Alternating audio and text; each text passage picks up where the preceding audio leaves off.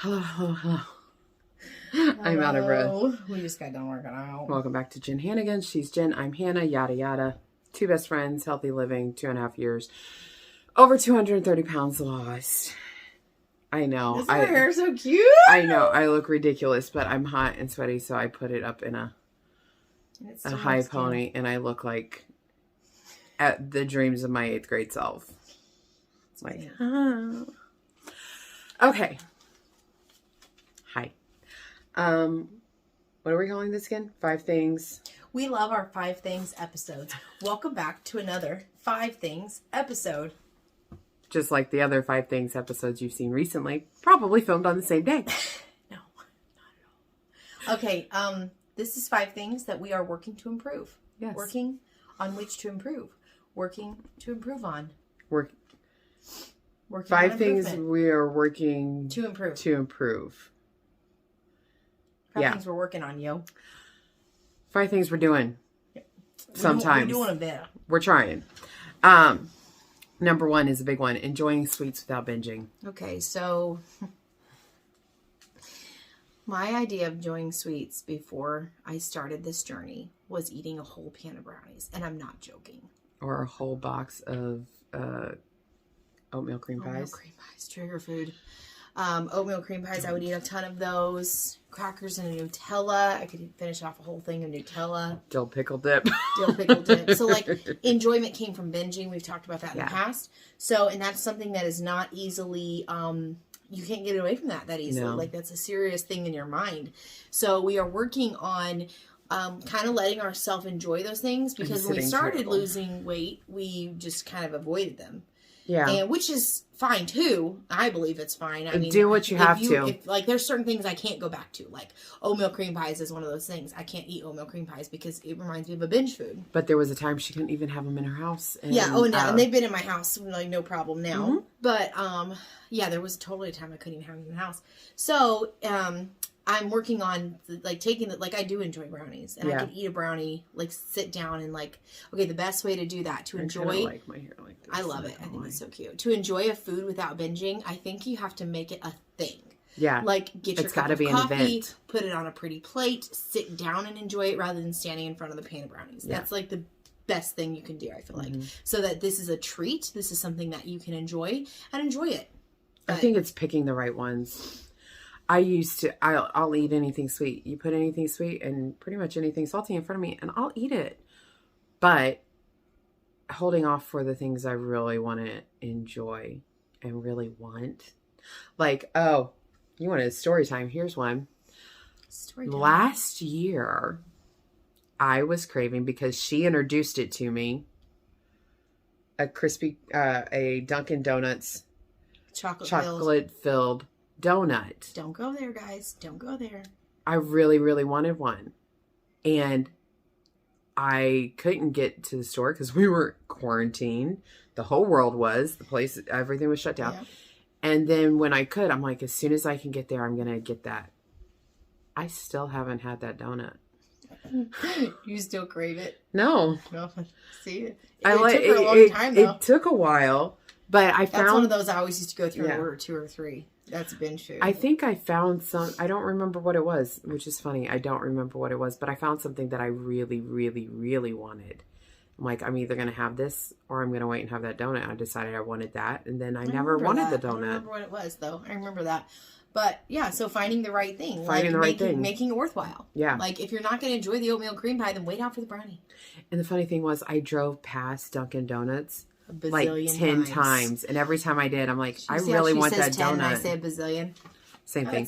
We see the world differently. Okay. Second thing we're working on is exercising, period. But exercising to build strength and lose inches. And to actually, like, exercise, like walking, we've agreed is not really... It's great exercise, don't get me wrong, and you can lose a lot of weight on walking. We've been there. But our bodies are also really, really used to walking, and we've done a lot of walking. And so we knew that we had to up it a little bit. We've talked about that also in the past, is that we've had to boost those workouts up a little bit. So one thing that we're working on is, like, getting some sweaty workouts in. And paying attention to our heart rate. Yeah, doing a little bit more than just kind of, like, doing it halfway. When I started, walking was 1,000% an exercise. Yeah. because I couldn't. Yeah. I was 500 pounds at that point. The first time we walked less than a quarter mile. I was I was a little under 500 pounds at the time, and she was Just 3 days out of C-section. It wasn't a smart thing, really. But, yeah, we couldn't. I physically couldn't do it. Yeah. And now... she's capable of a lot more. So, yeah. So now it's like, okay, got to do a little bit more. Yeah. Focus on the heart rate, doing exercises that we enjoy, and actually grow with Joe. We're gonna stop plugging Grow with Joe all the time. Okay, enough with that. Processed foods.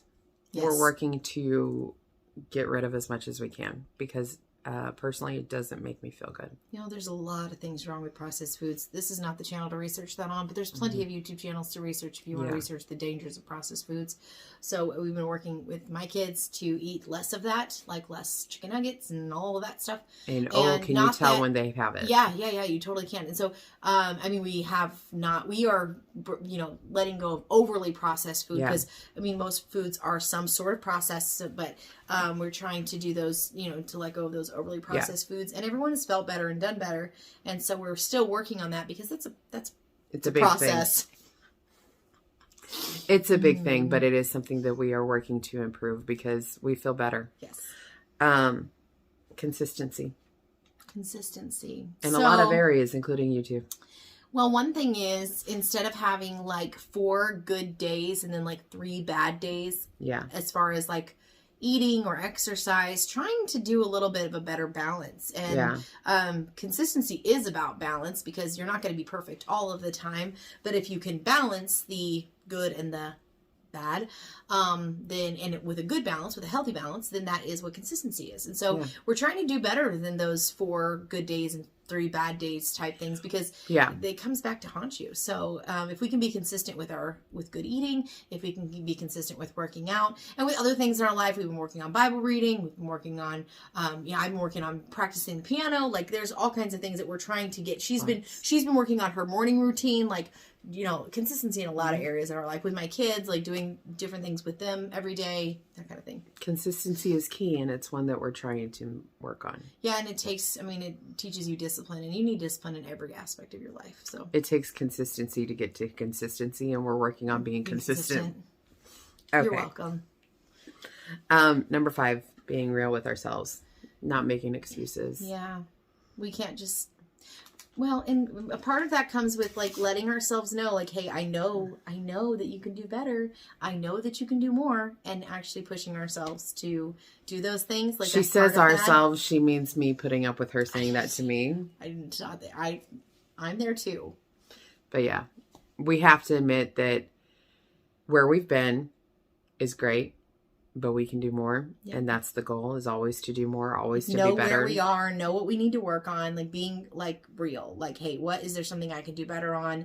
And that includes everything. That includes our attitude. It includes our habits. It includes the way that we treat people around us. Yep. I mean, all of those things. Like we need to just be real, stop making excuses for ourselves, and just admit when we can do better. We also need to be honest when we're struggling with something. Yeah. And be honest with each other, be honest with ourselves.